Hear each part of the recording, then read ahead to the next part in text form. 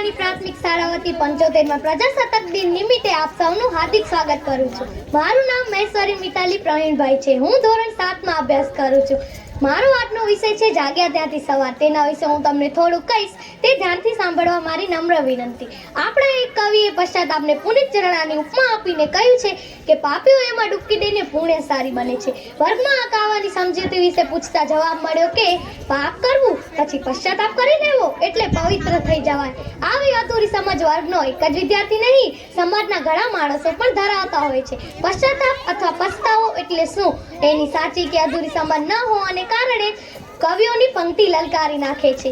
દેખી બુરાઈ ન ડરું હું, સી ફિકર છે પાપની, ધોવા બુરાઈને બદે ગંગા વહે છે આપની। ભૂલ દરેક માણસથી થાય છે। માણસની પ્રકૃતિ જેવી છે કે ઘણી ચોકસાઈ કે કાળજીપૂર્વક કામ કરવા છતાં તે કામમાં ભૂલ થાય છે અથવા તે કામ રહી જાય છે। આમ હોવાને લીધે જ માણસ માત્ર ભૂલને પાત્ર તથા ટુ એર ઇઝ હ્યુમન એમ કહેવાયું છે। પરંતુ થયેલી ભૂલનો પશ્ચાતાપ કરી નિરાશ થઈ બેસી રહેવું એ યોગ્ય નથી।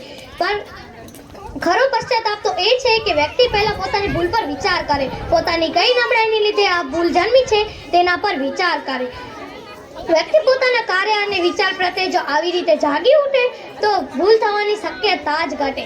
માનવી સૌ પોતાના જીવનમાં નાની મોટી ભૂલ તો કરતા જ રહે છે।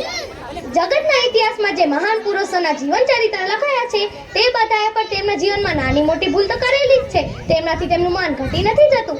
મહાત્મા ગાંધીએ તેમની આત્મકથામાં તેમના બાળપણની ભૂલનો એકરાર કર્યો છે। તેનાથી તેમનું માન ઘટતું નથી, વધે છે। ભૂલને ઓળખવું એ પહેલું પગથિયું છે। આ ભાવ કે અર્થ બતાવવા કહેવાયું છે જાગ્યા ત્યાંથી સવાર। એ જ સાચો પશ્ચાતાપ, એ જ સાચી પ્રાયશ્ચિત અસ્તુ।